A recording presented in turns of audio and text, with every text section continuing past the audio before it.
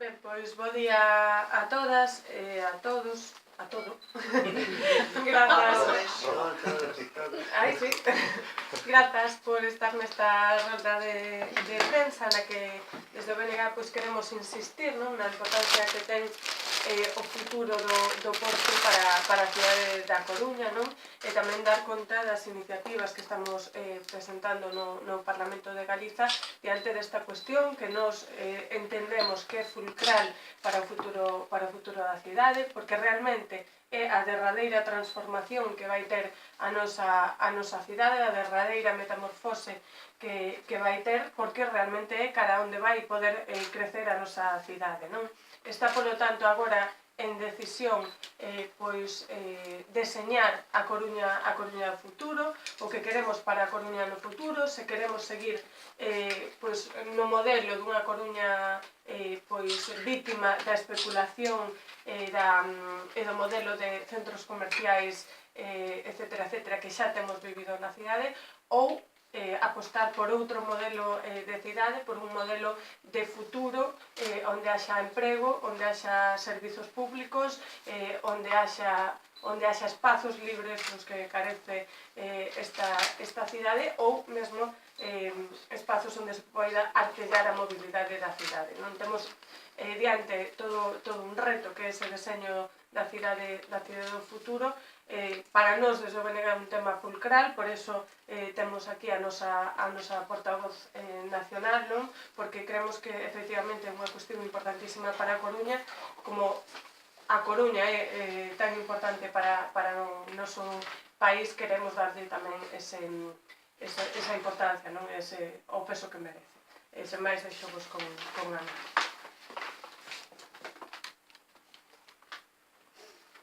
Ben, pois como xa vos adiantaba Avia, hoxe queremos darvos conta dunha iniciativa que se vai debater no Pleno do Parlamento de Galiza a semana que ven. Concretamente, se non hai ninguna alteración, agardo que se debata o martes, e na que o BNG o que imos a levar de novo é ao debate sobre cal debe ser o futuro dese borde litoral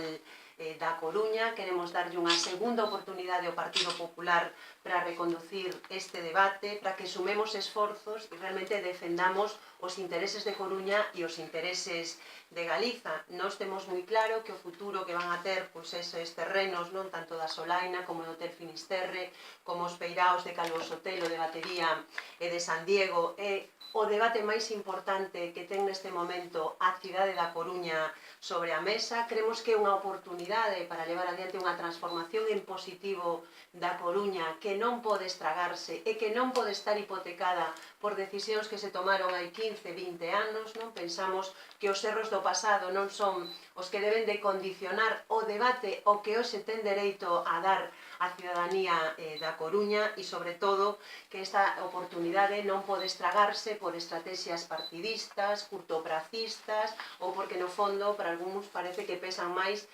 intereses especulativos que os intereses da cidade da Coruña. Por lo tanto, nós o que creemos é que neste debate hai que ter altura de miras, fuxir de partidismos absolutamente estériles e ter man tendida para un debate que debe ser un debate no que participen todas as administracións implicadas e no que participe tamén a cidadanía de Coruña, que ten que estar implicada en definir que modelo de cidade, que modelo de futuro queremos para Coruña. Nos temos un punto de partida moi claro e que creemos que neste debate non se pode perder de vista, e é que os terreos do Porto son da cidade da Coruña. É evidente que o Porto se expandiu sobre uns espazos que eran un espazo público, que foi importante, ademais, esa aportación para a cidade, pero que ten toda a lógica do mundo que unha vez que esos usos portuarios deixan de existir, o que hai que facer é compensar a cidade da Coruña e non penalizala como parece que pretenden facer algúns. E temos exemplos moi recentes e moi cercanos, digamos, casi xeográficamente, que nos din que na transformación desos peiraos son unha oportunidade para as cidades. Bilbao é un exemplo de como a recuperación desos peiraos supuxo unha transformación e darlle un novo impulso a esa cidade, e nós creemos que Coruña ten todas as condicións como para poder aproveitar, non, esa transformación do borde litoral interior para construir unha nova cidade que ten necesidades tamén desde o punto de vista de equipamentos urbanos, de equipamentos sociais, non, de que hai todo un espazo de debate sobre como transformar ese borde para que sexa un novo resurdir da cidade da Coruña. Nese sentido, nós tamén pensamos que o protocolo que nos definimos, non, como o protocolo da vergoña e do roubo non pode ser o punto de partida para o futuro dese debate. E non pode ser o punto de partida nin pola forma nin polo fondo. Non? Sobre a forma, creo que ese é un tema que casi non se atreve nin a defender o Partido Popular, porque é impresentable que se exclúa a outras administracións e que se exclúa o propio Concello da Coruña, pero tamén temos que falar do fondo dese protocolo. Primeiro, porque se nos pretende vender como un éxito que lle regalemos 21 millóns de euros públicos ao Estado para que sigan sendo públicos uns terreos que xa son públicos, non? Isto é un absoluto dislate. Pero tamén, en segundo lugar, porque realmente con ese protocolo o que se pretende é blindar unha operación especulativa en San Diego e realmente impedir que haxa un debate sobre como debe de ser a transformación desos peiraos e, por tanto, ese para nós é un punto de partida que non é válido e que, desde logo, hai que ir á cuestión de fondo. E a cuestión de fondo é que detrás deste protocolo tamén hai unha discriminación do Estado con Galiza. E por que decimos isto? Porque, como ben sabedes, no ano 2004, cando se firman aqueles convenios para iniciar as obras do Porto Exterior, bueno, pois se fixa un marco que nós creemos que non é un marco no que se defendan os nosos intereses e é que se asume que a financiación dese Porto Exterior vai a facerse a costa de vender a cidade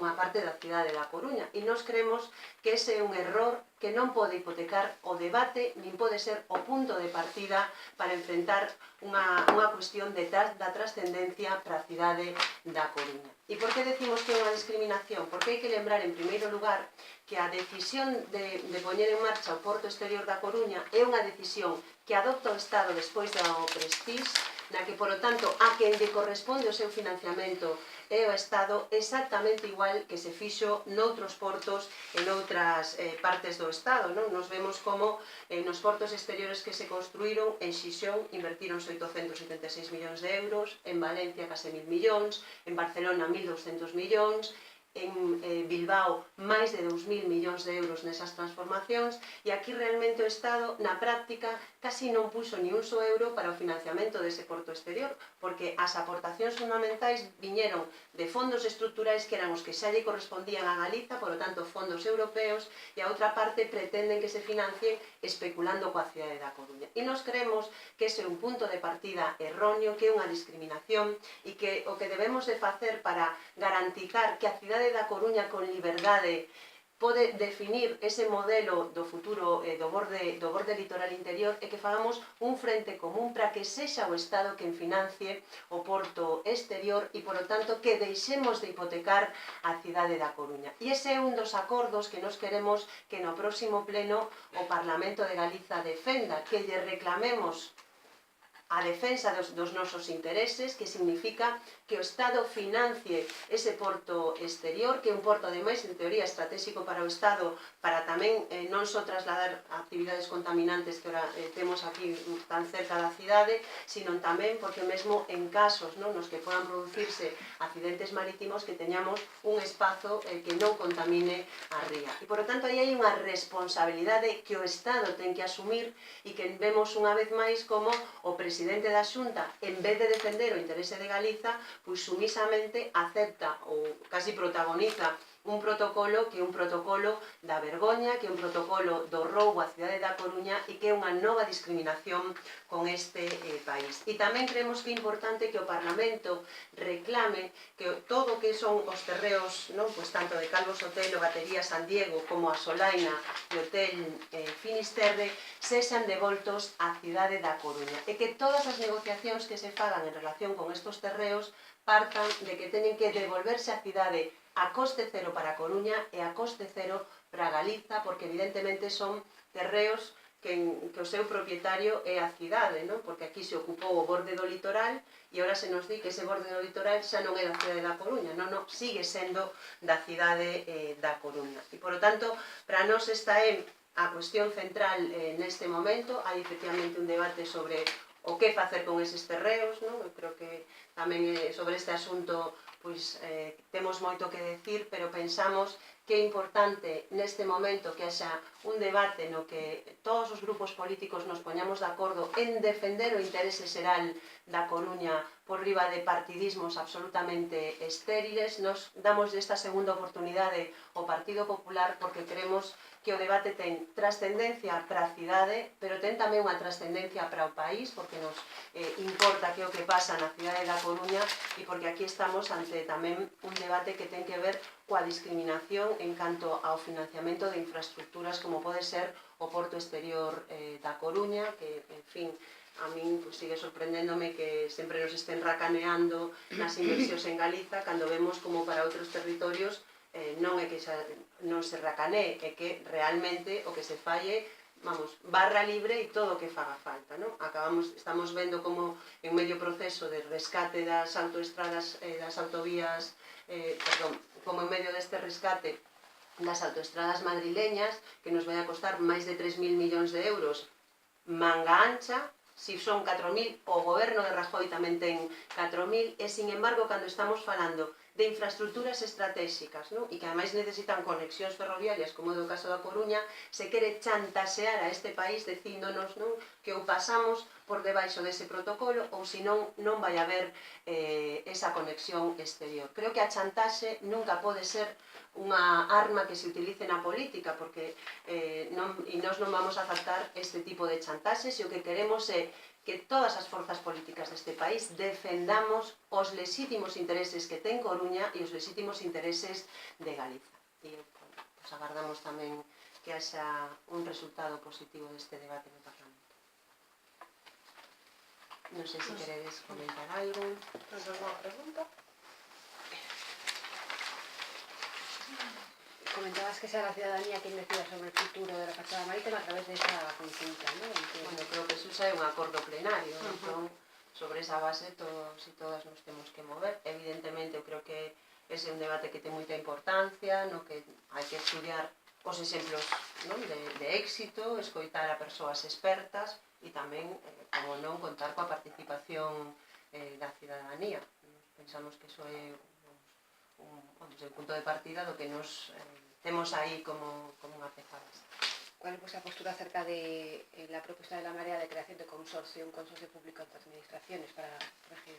Eu creo que aquí tamén podía comentar Bosavia, ¿no? Pero non temos nada que obxetar a que se cree un consorcio, pero é que o problema real é que queremos facer con eses terreos, porque se creamos un consorcio, para que queremos crear ese consorcio? Sobre que base, ¿no? Cales van a ser os usos deses terreos? A mí me parece que ese neste momento é o debate fundamental, e sobre todo que paralicemos esa operación de venta de uns terreos para fins especulativos ou para continuar inzando Coruña de centros comerciais que vemos que logo ademais pechan, non? E que é un modelo que a nos parece que está absolutamente superado e fracasado, e esta é unha oportunidade para construir unha nova Coruña sobre un novo modelo que deixe atrás os erros do pasado e que realmente pues, permita mellorar equipamentos sociais, mellorar a mobilidade, ter espazos atractivos, non? Desde o punto de vista da convivencia na propia cidade da Coruña. Creo que é un debate complexo, pero que en todo caso a cuestión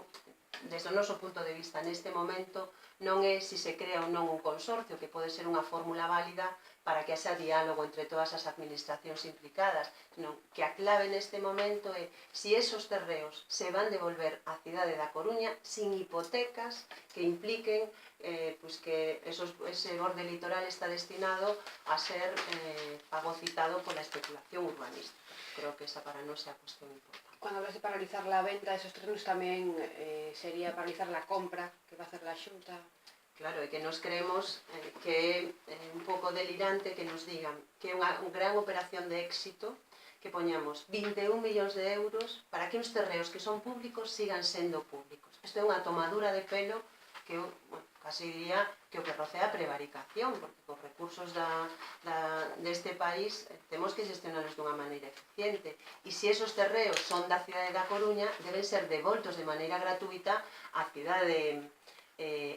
da Coruña. Isto vai ser a primeira vez que se fai. E non creo que sexa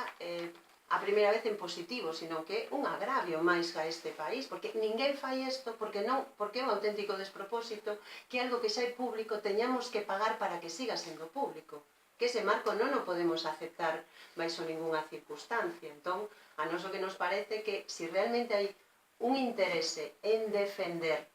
o futuro da cidade da Coruña, as administracións que hai aquí, primeiro teñen que sentarse a falar e decir, bueno, estos terreos hai que recuperalos para a cidade e facermos un frente común co Estado para decirlle, terán que tratar ao financiamento do porto exterior igual que financiaron outros portos exteriores noutras comunidades, porque non entendo por que para Valencia pode haber 700 millóns, por que para Barcelona pode haber 1.200, por que para Bilbao pode haber 2.000 millóns de euros e o porto exterior da cidade da Coruña o Estado asume que non o ten que financiar. Pois nós creemos que o que hai que facer é reclamarlle ao Estado que financie o porto exterior da Coruña, porque a cidade da Coruña ten dereito a poder levar adiante unha segunda transformación recuperando esos espacios para a cidade, porque además eso é un modelo que vemos que pode ser unha oportunidade importante para construir unha cidade mellor, unha cidade que recupere que se abra o mar por esta parte, que creo que é unha demanda que moitos coruñeses e coruñesas teñen.